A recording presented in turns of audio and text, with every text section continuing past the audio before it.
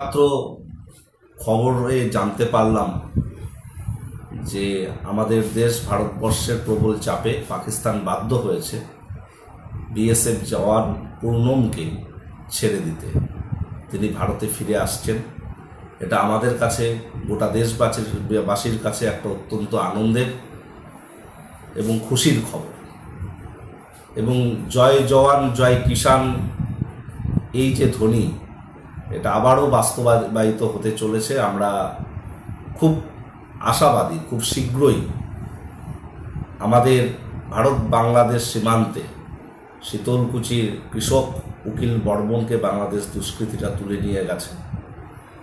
উকিল বর্মনও নিশ্চিতভাবে সরকারের প্রচেষ্টায় তিনিও খুব শীঘ্রই ফিরে আসবেন এবং উকিল বর্মনের ফেরার প্রহর আমরা গুনছি। এবং জয় জওয়ান জয় কিষাণ, আমাদের কাছে জওয়ান এবং কিষাণ দুজনেই অত্যন্ত গুরুত্বপূর্ণ বিষয়। এই উকিল বর্মনকেও ভারত সরকার ফিরিয়ে আনবেন মাতৃভূমিতে, এটা আমরা ভীষণভাবে আশাবাদী। আমরা সেই প্রহর গুনছি, উকিল বর্মনও ফিরে আসুক।